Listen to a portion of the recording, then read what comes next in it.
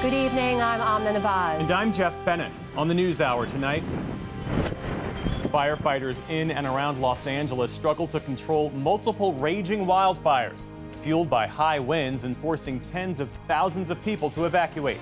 The United States announces another aid package to Ukraine as the war grinds on. And we speak with Transportation Secretary Pete Buttigieg about the outgoing Biden administration's efforts to improve the nation's infrastructure.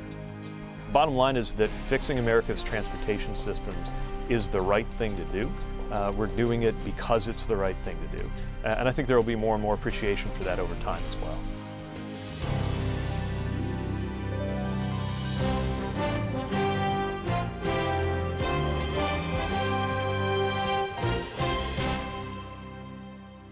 Major funding for the PBS News Hour has been provided by Cunard is a proud supporter of public television. On a voyage with Cunard, the world awaits. A world of flavor, diverse destinations, and immersive experiences. A world of leisure and British style. All with Cunard's White Star service.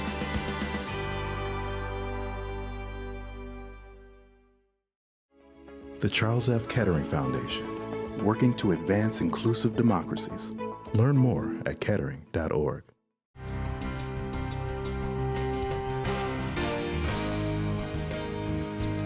the Judy and Peter Bloom Kovler Foundation, upholding freedom by strengthening democracies at home and abroad. The Walton Family Foundation, working for solutions to protect water during climate change so people and nature can thrive together. Supported by the John D. and Catherine T. MacArthur Foundation, committed to building a more just, verdant, and peaceful world. More information at macfound.org. And with the ongoing support of these institutions.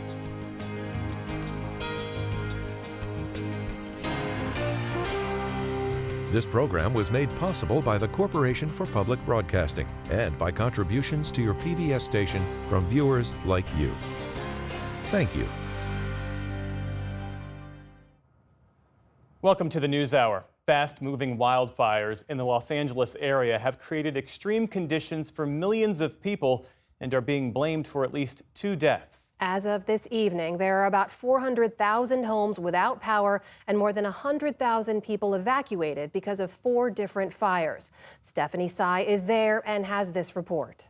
Number of homes and structures across the Los Angeles region, the skies were covered in smoke as fast-growing wildfires spread from winds that gusted to nearly 100 miles per hour. Pat and Cal Abe evacuated from their home in Santa Monica last night, near where the Palisades fire raged. Definitely very scary, feeling ominous, and heard lots of explosions and flames up above us on the canyon wall. It's just devastating. This fire destroyed an estimated 1,000 structures, including a high school, as thousands of residents raced to escape amid heavy traffic. Winds were so strong that firefighting aircraft had to be grounded on Tuesday night. Earlier today, flights were back in the air as winds decreased, according to LA Mayor Karen Bass. But gusty conditions are expected to resume, with a red flag warning in the region through tomorrow night. Local officials said fires were responsible for at least 2 deaths and a high number of serious injuries. And Los Angeles Fire Department Chief Kristen Crowley warned that emergency services were stretched to the limit. We're absolutely not out of danger yet. With the strong winds that continue to push through the city and the county today, I will tell you, and we are all committed to our first responders, our firefighters will remain focused on protecting lives and property. The Palisades fire is just one of several fires, mostly uncontained, in and around Los Angeles. In all, they have prompted the evacuation of more than 100,000 residents, a number that has been growing all day. We're in Santa Monica right now at a friend's house, and certainly as they started extending the evacuations down into Santa Monica, and then you have to start thinking, okay, well, where are we going to go now? In the foothills of northeast Los Angeles near Pasadena, the Eaton fire started Tuesday evening and grew quickly, prompting emergency evacuations. Staff at one senior center had to push dozens of residents down the road to escape, and a nearby synagogue in Pasadena caught fire and was destroyed. The Eaton fire has now spread to more than 10,600 acres. What we saw here in the last 24 hours is unprecedented. President Joe Biden and California Governor Gavin Newsom received a briefing on the fires in Santa Monica and pledged additional Department of Defense resources to fight the fires. Anything and everything that we want to fix to take these fires and help reconstruct. Governor Newsom said the state had received every resource it had asked for from the federal government, including a major disaster declaration. We had pre-positioned assets this weekend in anticipation of these weather events. The complexity of multiple fires, the likelihood these weather events, this wind event will continue over the course of the next many days. President-elect Trump blamed Newsom's policies in a social media post, saying he prioritized a fish species over distributing more water, a claim that Governor Newsom's office called fiction and dismissed as politics. As thousands of firefighters worked to contain the blazes, county officials urged residents to conserve water for a system that they described as being pushed to the extreme. There were also reports that firefighters had encountered dry fire hydrants.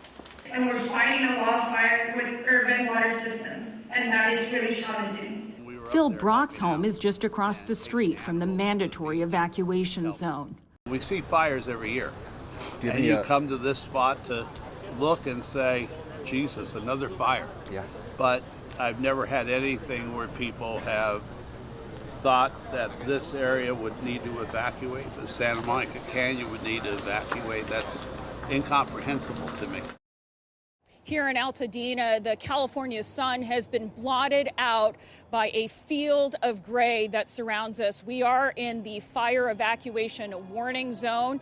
There is a lot of activity around us, including fire engines that are going to attack the fire on the mountain. And you can see behind me even a structure that's in flames. I understand that structure has, the fire there has been put out several times today, but there are embers flying all around us, and it continues to reignite. So this continues to be a dangerous situation and very personal for those of us who grew up in this area. Almost everyone I've spoken to knows somebody who is either evacuated or who has lost a home in this fire. I just recently found out that a friend of mine lost their family home here in Altadena, just minutes away, and they said their entire neighborhood is gone. Just devastating story after devastating story there. Stephanie, we've heard from officials, as you reported, about how they're struggling to both slow and contain these fires. What more have you learned about the strain on their resources? Well, as they said at a news conference earlier today, emergency first responders are stretched to their capacity. Then there's the issue of firefighting. Even though CAL FIRE is generally pre-positioned in Southern California at this time of year, you have multiple active fires burning that are threatening life, limb, and property. So the first priority for those firefighters is going to be to preserve life. But things got so bad last night here in Altadena as the Eaton fire, which I'm close to, flared up, that they put out a call on social media for off-duty firefighters in the Los Angeles area to report to duty. Then there is the issue of water capacity, and we have all heard by now reports of firefighters going to hook up to fire hydrants that went dry. They said at the press conference that at least in the Palisades fire case, they just ran out of water to address the demand and were not able to recharge quickly enough. But those questions will be important to be asked in the next couple of days. Stephanie, as you well know, California is no stranger to bad wildfires, but the conditions around these fires and the start of the Palisades fires seem unexpectedly bad. Tell us more about that. Well, as somebody who grew up here, it is not unusual to see fires in Malibu every several years. There was a major fire there in 2018. It has to do with the topography as well as the Santa Ana winds, which do gust up to 50 miles per hour typically at this time of year. What is unusual is how severe that wind event has been. I had family and friends that were reporting 80-mile-per-hour winds, up to 100-mile-per-hour gusts. That is highly unusual. It makes it very difficult for them to fight these fires because the fires themselves are blown by the Santa Anas, and then they can't get aircraft and air tankers to attack the fires from the sky. That part seems unusual. The other thing we're talking about is over 100 homes in Altadena here that have been burned. So they're highly populated areas in the San Gabriel Valley. That's Stephanie Sy reporting from Altadena, California tonight. Stephanie, thank you to you and the team. Please stay safe. Thank you. Let's turn now to Pasadena Fire Chief Chad Augustin. Thanks for being with us. And we should say that you are primarily focused on fighting the Eaton fire. What's the situation on the ground? Yeah, the last about 18 hours have been really dynamic. We're preparing for a widespread wind event, but the devastating wildfires that broke out last night were incredible. And we had a wind-driven fire with 70 to 80 mile an hour wind gusts with spotting embers 2+ miles ahead of the fire. And we quickly were losing potentially hundreds of homes and thousands of acres were burning. So it was a really busy night for crews. Is there enough water to fight these fires? As I understand it, the water systems weren't designed to sustain the kind of usage that's required at the moment. Yeah, that's a great question. And so a lot of our water systems are old, up to 100 years old or more, and a lot of them rely on gravity feed. We did have a short period of time last night when we had a loss of power, which did impact our water supply. But that was quickly resolved.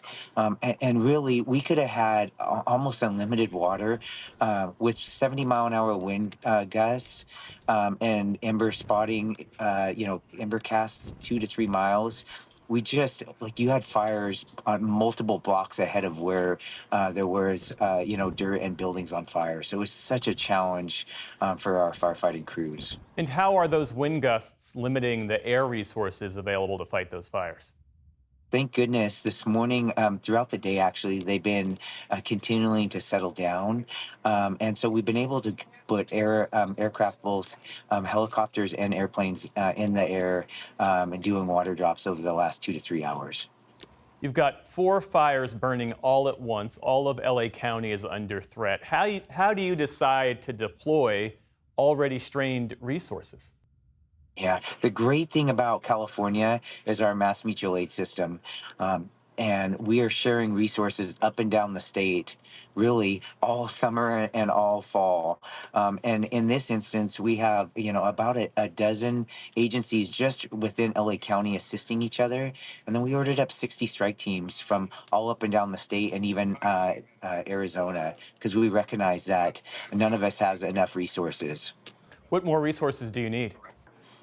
What we needed yesterday was many more fire engines, and what will be helpful today is as we're getting up to about 10 aircraft overhead doing water drops, retardant, and then we can use hand crews and fire engines to really get a containment line, and we can stop the forward progress of this fire. And then equally important is as that wind starts to die down, we have way less erratic fire behavior, and we can actually predict where that fire is going to be spreading.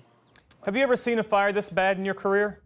This is as bad as I've ever seen. And of course, as a fire chief, I have the responsibility of overseeing public safety for such a beautiful town. Just a week ago, right, we were celebrating the parade and the Rose Bowl game. And so while there was such pride in the city, here we are a week later with mass devastation. So really tough for myself and your city leadership, but also proud of the hard work that everybody has come together to do. And last night, there was some really heroic efforts by our law enforcement and firefighters as they were pulling people out of burning buildings and rescuing them.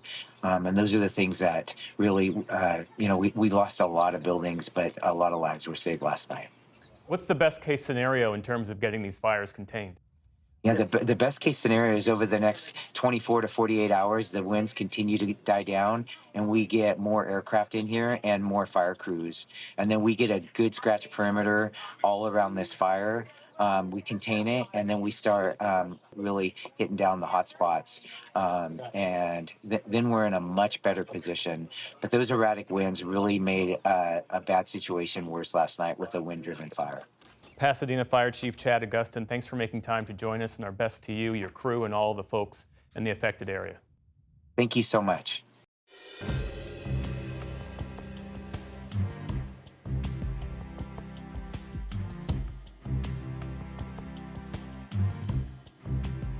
And we start the day's other headlines with President-elect Donald Trump's latest legal battles with just days to go before his inauguration. The Department of Justice says it plans to release Special Counsel Jack Smith's findings on Mr. Trump's efforts to overturn the results of the 2020 election. It's unclear exactly when, but the DOJ says Smith's report on the classified documents case will remain under wraps for now. Separately, Mr. Trump is now asking the U.S. Supreme Court to call off his sentencing by Judge Juan Merchan in his New York hush money case set for this Friday. It's his third attempt this week to delay sentencing. Mr. Trump has repeatedly denied any wrongdoing. There's been international pushback over President-elect Trump's recent comments about taking control of Greenland. Speaking to the press yesterday, Mr. Trump said he would not rule out using military force to take over the Arctic island, which is rich in natural resources. During his first term, Mr. Trump pressed his aides to explore ways to buy Greenland, which is a semi-autonomous territory of Denmark. Today, Greenland's finance minister met with his Danish counterpart in Copenhagen, where he pushed back on such an idea. Greenland is not for sale. We have said that, all of us, and it will never be for sale. And I can reiterate that it will never be up for discussion. Outgoing U.S. Secretary of State Antony Blinken also dismissed the idea today while speaking in Paris alongside the French foreign minister. The idea expressed about Greenland is obviously not a good one, but maybe more important, it's obviously one that's not going to happen. So we probably shouldn't waste a lot of time talking about it. Denmark is a longtime ally of the U.S. and a founding member of NATO, and Greenland itself is home to a large U.S. military base. The Israeli military says it's recovered the body of a hostage inside an underground tunnel in Gaza. Youssef El-Zayadna was taken, along with 3 of his 19 children, when Hamas attacked Israel in October 2023. 2 of them were later released. The discovery of the 53-year-old's body comes as Israel and Hamas are considering a ceasefire deal that would free the remaining 100 or so hostages and stop the fighting in Gaza. Israeli officials are investigating whether the remains of a second body recovered today are that of El-Zayadna's son, Hamza. An Italian journalist who was detained in Iran for 3 weeks was freed today. Cecilia Sala arrived back in Rome this afternoon, where she was greeted by her boyfriend and reunited with her parents. The 29-year-old was accused of violating laws of the Islamic Republic while visiting on a journalist visa last month. Italian commentators have speculated that her detainment could have been related to the arrest of an Iranian businessman just days earlier. He allegedly supplied drone technology to Iran that was used to kill 3 U.S. service members last year and remains in Italian custody.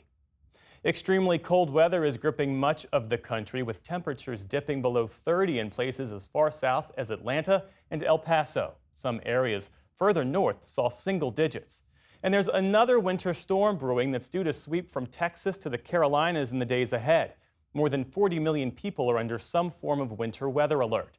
Dallas, Texas is bracing for several inches of snow, more than it typically sees in a whole year. The state's governor warned people to stay safe, especially on the roads. I cannot emphasize enough to my fellow Texans, listen, we're not used to driving on ice and snow. We're not used to driving in conditions like this. Be careful, be cautious. Make sure that you're protecting your own life. If you do get out on the road, drive safely.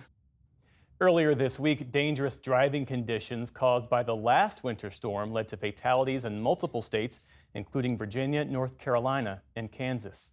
On Wall Street today, stocks ended mixed. The Dow Jones Industrial Average added about 100 points. The NASDAQ slipped 10 points, so little change on the day. The S&P 500, meantime, managed a slight gain. Still to come on the NewsHour, Syria's formerly empowered Alawite minority faces an uncertain future after the fall of Assad. And we look at whether U.S. foreign aid meant to improve health care is being used effectively. This is the PBS News Hour from the David M. Rubenstein Studio at WETA in Washington, and in the West from the Walter Cronkite School of Journalism at Arizona State University. With less than 2 weeks left in office, the Biden administration is announcing its final shipment of weapons for Ukraine. The administration believes nearly all of this $500 million worth of weapons will arrive before the inauguration of Donald Trump, whose Ukraine envoy today said they will aim to negotiate an end to the war within Trump's first 100 days in office. Nick Schifrin is following all of this and joins us now. So, Nick, tell us more about what exactly the Biden administration is sending in this latest round of aid. The Biden administration announced today, or is announcing, its 56th weapons package for Ukraine, worth about $500 million, as you said. And among these weapons are some of the longer-range weapons that Ukraine has used inside Russia. You see right there, to hit key Russian infrastructure, as well as artillery shells. Now, administration officials say this is the final money that Congress has appropriated for Ukraine for drawn-down U.S. stocks that can be replenished to the U.S. military. And frankly, Amna, as you know, Ukraine needs all the help it can get. Just today in Zaporizhia, Russian missiles hit an apartment complex, an industrial facility, and the debris hit a tram and a train, killing more than 13 and wounding more than 60. I mean, Nick, as you've been reporting, this war now grinds on into another year. What exactly is the state of play on the front lines? Administration officials who see this as a glass half full believe that Ukraine is holding the line and that Russia is making small gains, but at great cost, more than 1,500 casualties every single day on the Russian side. But analysts we talk to say or see a Ukraine that is barely holding on and that really faces fundamental problems for which there are no easy answers. So let's look at the front, specifically in the east, in the Donbass. Russia has made recent gains around the city of Pokrovsk. You see that there. And analysts have feared Pokrovsk's fall for months and that it could have a knock-on effect across the Donbass. So far, Ukraine's lines are holding, but Ukraine does not have answers to fundamental questions that really surround a shortage of manpower, says retired Colonel Robert Hamilton of the Foreign Policy Research Institute. They are losing ground hundreds of meters to several square kilometers or more a day. That's been going on for about a year, and the main reason is they're just outmanned on the front lines. The second part of it is the training. It's not long enough, and it's not intense enough. And then the third problem is what we would call force employment, like how they're using these newly mobilized soldiers. What they're doing is they're forming new brigades. They're forming brand new units. They're giving them new equipment, and then they're sending them into the front line. And that means these newly mobilized brigades just aren't as effective, Amna, as they need to be. Another part of the front that we should highlight is inside of Russia, and that is Kursk. Ukraine invaded the territory in August. It's been losing some of what it captured, but just this week beefed up its operations with the hope that it can hold on at least to part of Kursk in order to have it as a chip in future negotiations. So what about those negotiations? We know President-elect Trump has promised to accelerate those. What does the future of the U.S. policy in Ukraine look like? As you said at the top, President-elect Trump's Ukraine envoy, retired General Keith Kellogg, said today that his goal was, quote, a solid, sustainable solution to the war in Ukraine within 100 days of inauguration. Kellogg himself has called for Ukraine to receive some kind of security guarantees in the future in order to prevent Ukraine from being invaded again by Russia after whatever negotiation takes place. But yesterday, Trump suggested that he would reverse decades of U.S. policy that called for an open door to European countries to join NATO so long as they met NATO criteria, when Trump suggested he would not let Ukraine join NATO, echoing the Russian argument for why Ukraine should not join. Russia has somebody right on their doorstep, and I could understand their feeling about that. Bottom line is the Trump team will have a choice. If it wants Ukraine to have the most leverage at the negotiating table, it will have to increase weapons to Ukraine, as well as, most importantly, lift restrictions of how deep U.S. weapons can be fired into Ukraine, says Robert Hamilton. It's not sufficient to change the outcome of the war, but I think it's necessary. Unless Ukraine is allowed to do that, I think we're in a position where their position will continue to erode. And that is what Ukraine is worried about, Amna, fighting this war of attrition with less U.S. support than it has now. We'll see which choice the next administration makes. Nick Schifrin, thank you very much. Thank you.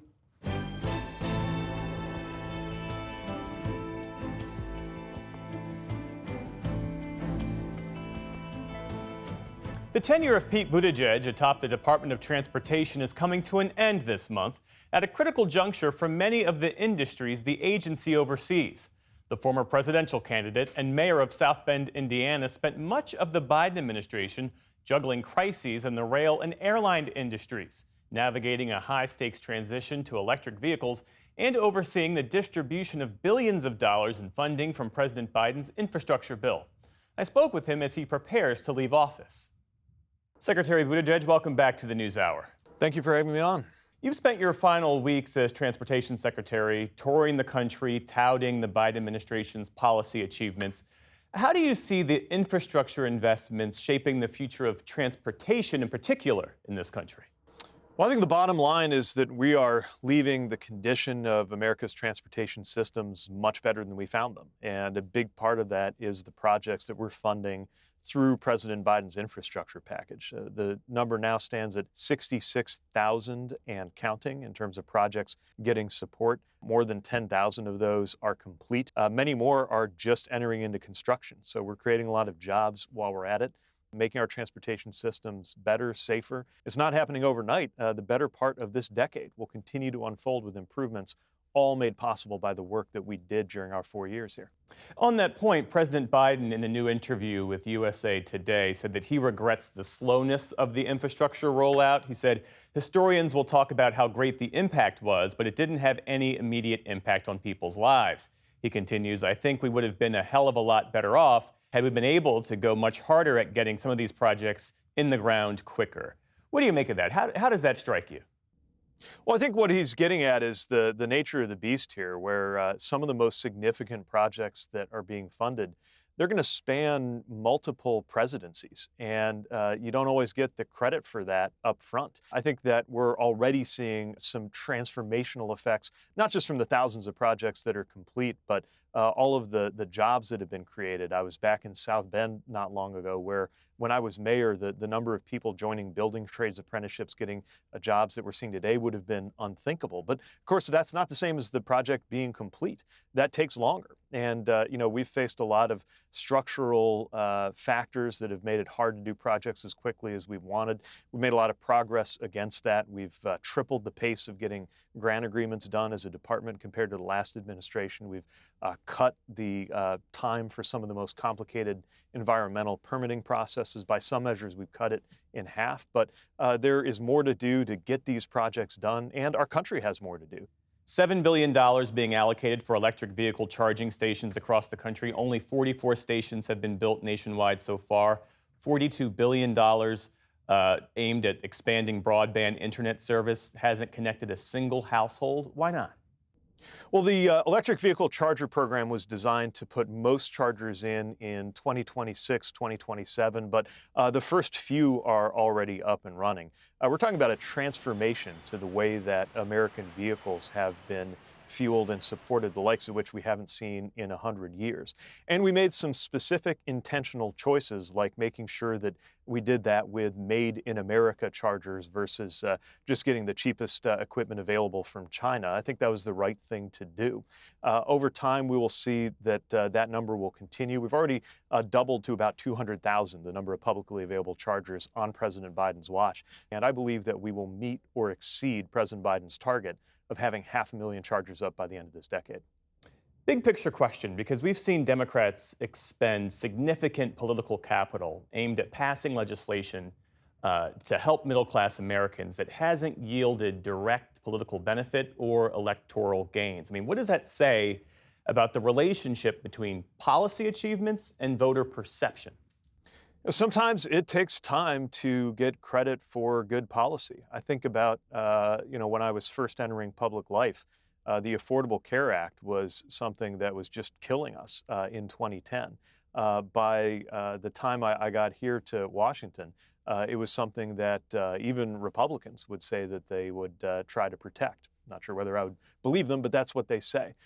It takes time sometimes for a policy achievement to be fully felt. And that's especially true on something like infrastructure, where, again, some of the projects that we're working on are projects that will span multiple presidencies. You think about the Hudson River Tunnel. You know, that's something that represents one of the biggest public works projects of our time in America and will go well into the 2030s. Then again, we have thousands of projects that are already complete. I think people are increasingly seeing the benefits of it.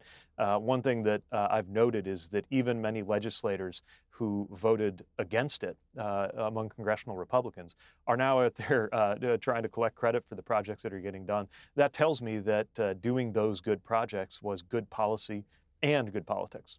Does it raise questions, though, about the political strategy behind pursuing these ambitious agendas if voters in real time don't seem to be responding to the programs and policies that are designed to help them? Well, when there are hundreds of factors affecting a given political moment or election outcome, you don't want to overread one or another. The bottom line is that fixing America's transportation systems is the right thing to do. We're doing it because it's the right thing to do. And I think there will be more and more appreciation for that over time as well. Why do you think Democrats struggled to gain traction in this last election, and what more needs to be done to win back voters and to go on the offensive on the issues that seemingly propelled Donald Trump back into the White House? Well, let me take care, according to campaign rules, that I can't get into campaigns and elections while I'm in a federal capacity today. But, you know, what I will say is that in addition to continuing to do good work, we've got to recognize that credit doesn't give itself out. We need to continue making sure that we can connect the dots between a decision that was made in a big white building in Washington, D.C., and how your life is different, whether it's what you're paying for a dozen eggs or whether you have a safe way to get to work, or what it's like to be an airline passenger. We've made a lot of major improvements on all of those fronts. I am certain that we are leaving every form of American transportation better than we found it. But there's always more work to do. And look, we're in just a radically different information environment than we were in just a few years ago. We've never had more information coming at us, and yet, in my lifetime, in many ways, we've never been less informed. The editorial function of helping to separate fact from fiction, helping to establish what are the most important things that a citizen deserves to know, that function is on its back feet right now in a world where some guy on the internet can be treated like they have just as much credibility as somebody who is holding themselves to the highest ethical standards of journalism. Sorting through that, I think, in many ways will be the project of our time. That matters not just politically, but societally. And certainly something that I hope to continue to be involved in, just as I've tried to use my time in this role, not just to drive good policy work, but to help Americans understand what it means to them. What's the most surprising lesson you learned during your time in office? Well, there's so many different ways to get results. And while we knew that getting federal funding out was going to be a big part of how we could make people's lives better, I found there are a lot of other tools that have made a big difference too. You take airline consumer protection. Some of that we were able to do with rules and enforcement, but a lot of what prompted the airlines to change the way they treat passengers was us doing a lot of work just around transparency, empowering people with more information on websites like flightrights.gov so they knew what they could demand of an airline and what an airline was promising. It's just one among many examples that I found about the different tools and levers that exist in a place like Washington to get results for people. And you know, the other thing that I'd say I was really surprised by is that even in a very divided and polarized country and a divided and polarized Washington, it was possible to get a lot of good work done across the aisle. With your tenure as Transportation Secretary coming to a close, do you see yourself continuing in public service, perhaps another run for elected office? I don't know. I know what I care about. I care about things like making sure that infrastructure and technology make people better off. I care about places like where I grew up in the industrial Midwest, continuing to grow economically and to thrive and find a new future in the 21st century. I care about the condition of our democracy and what kind of society we live in. And I care about it in a whole new way now that Chasten and I have have 3-year-olds at home who have more at stake than any of us in what that future is like. I don't know what it'll exactly look like to work on those things, whether that's in or out of public life or public office, but I will find a way to work on those things. Well, you've certainly got your hands full with those 3-year-olds. Secretary Pete Buttigieg. We do. Thanks for joining us. We appreciate it. Thanks. Appreciate it.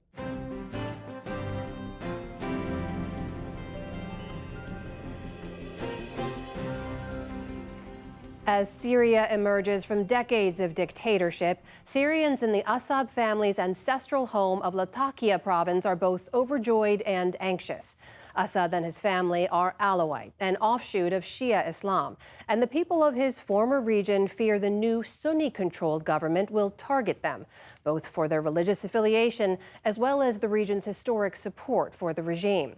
Leila Molana Allen reports now from Qardaha, the Assad's hometown in Latakia, and now a crumbling vestige of the regime.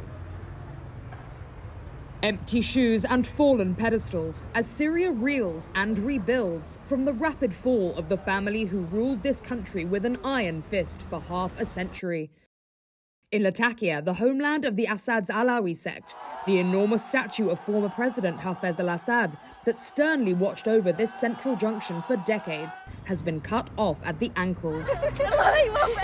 Children shriek in delight at the heady, unfamiliar feeling of freedom on the streets, while their cautious elders wait nervously for what comes next.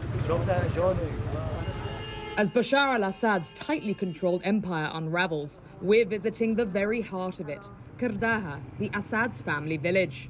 Thrown open, the heavy iron gates of the family home. Like their properties across the country, there are signs it was hastily abandoned. But the house isn't empty. This is the once palatial garden of the house where Bashar al-Assad was born, and now people have realised he's not coming back, but they're making use of what the house has to give in terms of firewood. A bitter winter is already underway. In every room, locals have come to strip away whatever can be burned. The window frames, shutters, kitchen cupboards, ripped to pieces and piled into a waiting taxi. A young boy watches as his father and uncle hack branches off the leafy trees in the ruins of the garden. This place has the air of martial law about it. Neighbours watch on curiously from the street as the now useless web of security cameras sits idle. Down the road, the once illustrious tomb of Bashar's father is now a symbol of the rebel advance. As they took Latakia, cheering rebel fighters set the tomb ablaze, graffitiing the names of their brigades across the walls, and by the entrance, a message, damning Hafez al-Assad, ila mazabel at-tarikh, to the trash pile of history. The stronghold of a regime that once seemed undefeatable lies in ruins, but the legacy of their decades of misrule marks every aspect of daily life here. As we drive along the coastal highway, the hollow boom of airstrikes. The Israeli army is taking the opportunity to take out Syria's naval bases and coastal ports, while no one's really in charge. But while the world plays politics, residents here are more concerned with making it through the winter. Samar Ahmed watched for years as a select few close to the Assads reveled in wealth and status, while the rest of her sect starved. We hit rock bottom, and no one cared about us or our needs. Whenever we asked for help, the regime blamed U.S. sanctions. But how did sanctions work? Did they choose favorites? Because we saw luxurious cars and people were living their lives to the fullest, while others were living the lowest of the low. Samar believed in the revolution in the early days. She wanted a free Syria for all. After she criticized the regime for failing to provide bread and decent salaries, the authorities arrived at her door and quickly made her choice clear. Everything we said was taken against us, more than any other sect. It was forbidden for us to say our opinion or criticize or even claim any of our rights. And if we do so, we might just disappear one day. Bashar al-Assad. Wrapped in a winter coat as she shivers in her unheated apartment, Samar spits the Assad name through gritted teeth. This is what we never dared to say out loud. They're a mafia. Why did he sacrifice the lives of all those innocent people for 14 years? He couldn't even protect himself and betrayed us all. How is he going to protect us? For decades, Alawites here formed the backbone of the Assad's military and political control. This minority of around 2.5 million Syrians filled 2/3 of the army's senior ranks after Hafez al-Assad seized power in 1971. As the civil war spiraled, his son Bashar increasingly dictated their support with threats rather than enticements. Back me, or the country's Sunni Muslims, all of whom the regime labelled terrorists, will slaughter you.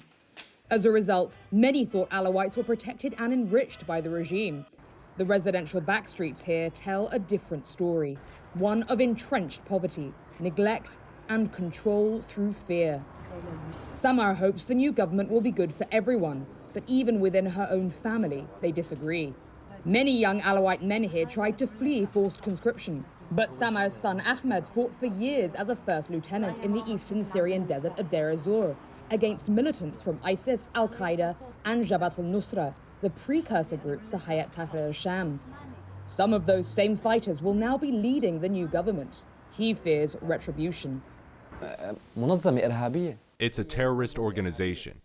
Now they're called HTS, and they just changed into civilian clothes. We're afraid of their ideology. Are they extremists? We've started to fear these people didn't come just to destroy the Assad regime, but also to destroy us. 27-year-old Ahmed has spent half his life hiding his views to protect his family as he watched other young men imprisoned, tortured, and killed around him. Now, he fears new oppressors under a different name. We learned to be silent. We're not used to talking about politics. Even when we saw things that were wrong, we kept quiet. We don't want to be under another dictator's rule or another terrorist organization. I ask him what he thinks about HTS's guarantees that army conscripts will have full amnesty as they build a state with rights for all Syrians. He's not convinced. We're afraid of what might happen in the future. Now all the cameras are focused on Syria, but it will be forgotten in a few months. We need international supervision to make sure.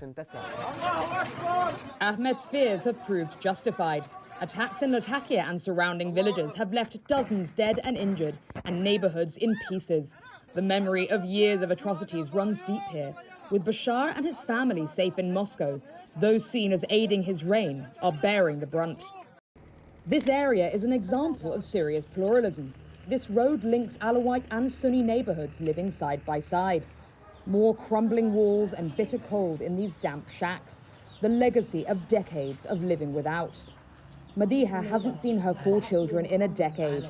They stole across the border to Turkey early on in the civil war, for safety and to try to find work. I suffered a lot after they left.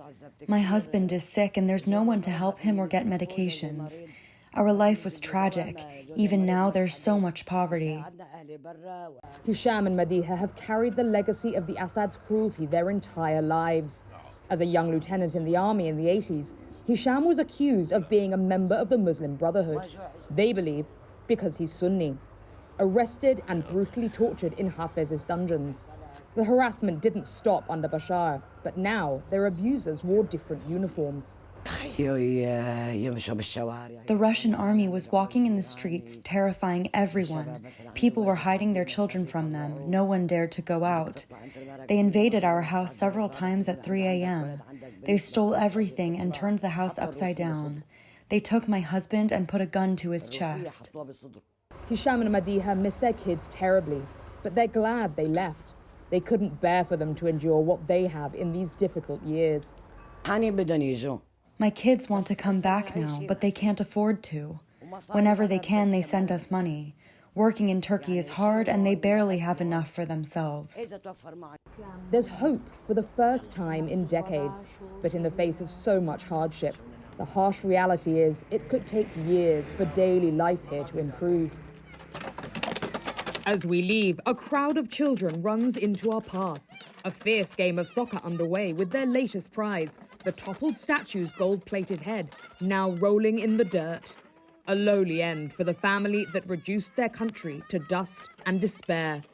For the PBS News Hour, I'm Layla Malana Allen in Latakia, Syria.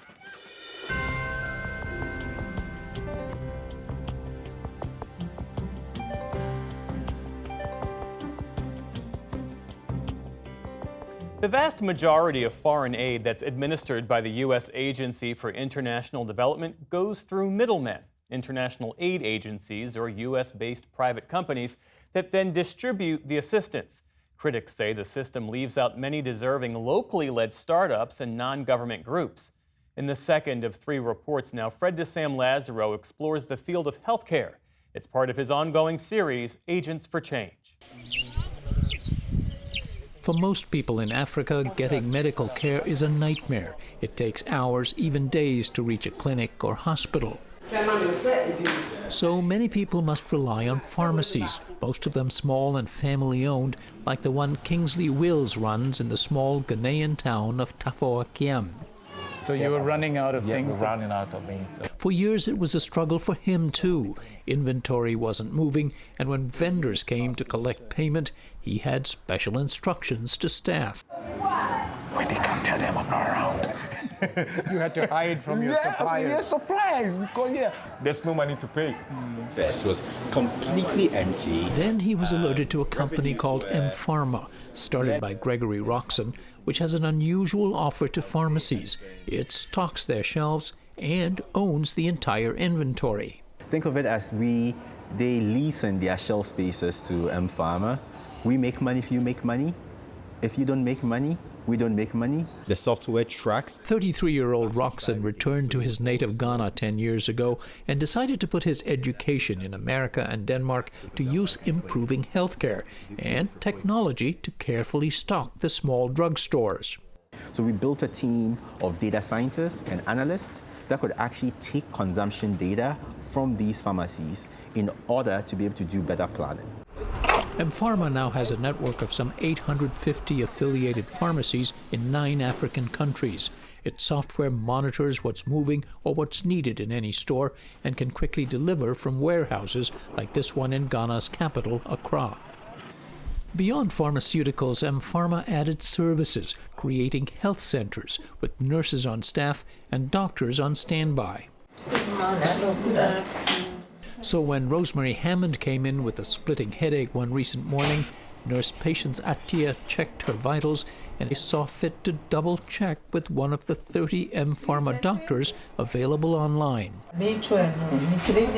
So far, there's been no added cost for the clinical services, which are covered by revenues from drug sales. It cost us $350 a month, including the salary we pay to the nurse, the fractional cost of the doctor, because the doctor doesn't have to be physically located at the site. He says his costs are a fraction of those at the extensive government-built network of community health facilities. These so-called CHIPS compounds, many built with USAID funds, have struggled, barely operational for a lack of resources, staff, and volunteers, says Roxon. There was no business model that will allow these CHIPS compounds to actually stand on their own. And in an era where government budgets, because of massive debt burdens, are already under pressure, the first things to get cut are social services. And that's what we are seeing. It's one example critics cite of how the system of U.S. foreign aid favors international aid contractors, mainly U.S.-based private companies, which have scant knowledge of local conditions and little collaboration with local groups. So much aid has been poured into developing countries like Ghana and most African countries with little to account for. I think if you talk to the average Ghanaian, or I think they do not know that the American people are sending them anything. Eugene Bodu works for a Ghanaian startup called M-Pedigree, which is tackling another of the continent's major healthcare problems, counterfeit drugs. Some of the estimates show, some of the UN statistics show, that it is more profitable to counterfeit medicines than it is to sell narcotic drugs. So we are talking about really significant margins here. It is important to report all side effects. To combat this, he says, most international donors have paid to set up hotlines Ghanaians can call if they've had adverse reactions to drugs they've purchased. The problem with this approach, Bodu says, few African consumers use mobile apps or call centers, and it's too late. The product is already circulating in the market, much harder and much more expensive to track down. That's trying to solve a problem in the most inefficient and the most ridiculous of ways. His company devised a simpler solution, preventing fake drugs from entering the supply chain in the first place. It produces unique one-time use codes slapped on every product when it leaves the factory. A customer scratches off the code at the point of purchase and texts it to a toll-free number. In seconds, manufacturer and production date confirm the product is legit, and the whole transaction leaves a digital footprint. They know exactly where you are and how to reach you. Exactly. Useful in case of a recall due to a manufacturing defect, for example. M-Pedigree has expanded to 12 African countries. Nigeria, perhaps the worst affected by fake drugs, mandates the system, which is paid for by a small fee imposed on the drug companies. Nigeria has brought down its counterfeiting problem from somewhere around a staggering 65-67%, depending on the data you're looking at, to last we checked, under 10%. And we think that should be the paradigm. A paradigm that could scale enormously, he says, if his company had access to some of those international aid dollars. But he and M-Pharma's Roxanne complain they're shut out. It is pretty hard for a local organization like M-Pharma to bid and win any USAID project. Those grant applications are hundreds of pages long, with contracts tens to hundreds of millions of dollars in scope, and local startups aren't staffed to deal with the exhaustive accounting and reporting requirements. That leaves some 90+% of all USAID grants off limits to anyone outside a small circle of contractors, many based in Washington. The U.S. Congress, the General Accountability Office, the OMB, Inspectors General. Brian Atwood is a former USAID administrator. He says a lot of people are looking over the agency's shoulder for every cent of the $30+ billion it disperses each year. And it is taxpayers' money that you're using, so you have to be very careful. There's this fear of corruption. Fear of corruption, no question.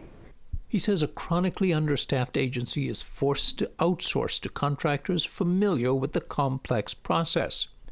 But M-Pharma's Roxanne sees corruption in the status quo, where large private contractors work mostly within inefficient government systems in countries targeted for help.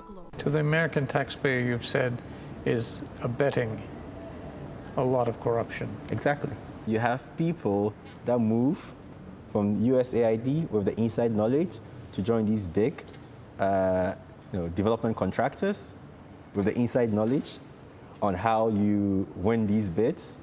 USAID Administrator Samantha Power declined our invitation to appear in this report. In 2021, when she took office, she pledged to increase the number of dollars that would go to locally led efforts to 25% by 2025 and 50% by 2030. Nearly 4 years on, that percentage has barely reached double digits. The agency has moved to simplify the application process and build capacity in local groups so they can apply for its grants. And that has so far made discernible progress in Central America, says Atwood. Something like 1,800 direct assistance grants have been offered to local organizations.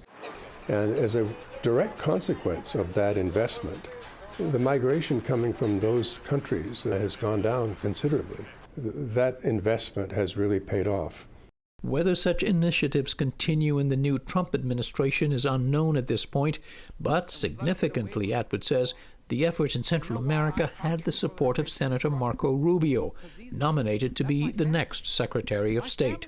For the PBS News Hour, I'm Fred DeSam-Lazaro in Washington. Fred's reporting is a partnership with the Undertold Stories Project at the University of St. Thomas in Minnesota.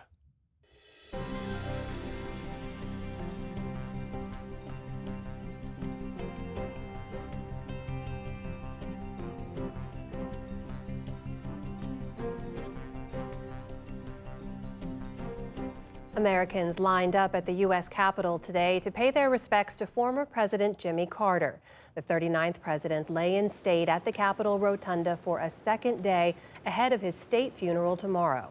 This service will take place in the morning at the Washington National Cathedral, and we'll be here with live coverage. President Jimmy Carter is being remembered for what he accomplished as president, but also for what he achieved following his presidency. He was a statesman and humanitarian.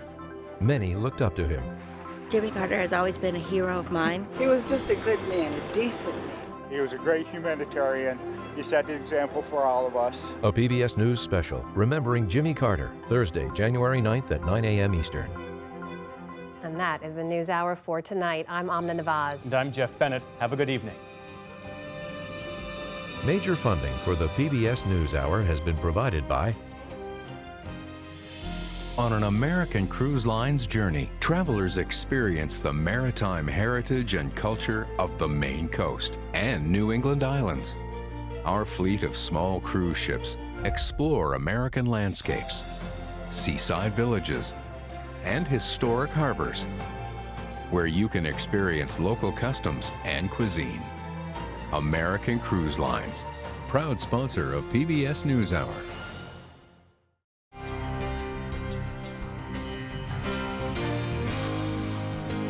Friends of the News Hour, including Jim and Nancy Bildner and the Robert and Virginia Schiller Foundation. The Ford Foundation, working with visionaries on the front lines of social change worldwide. Funding for America at a Crossroads was provided by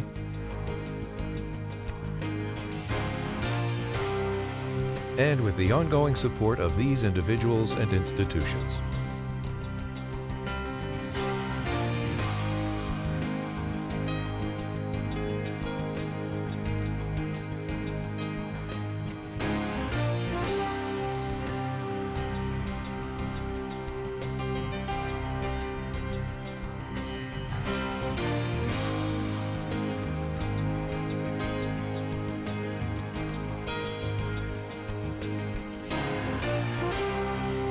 This program was made possible by the Corporation for Public Broadcasting and by contributions to your PBS station from viewers like you. Thank you.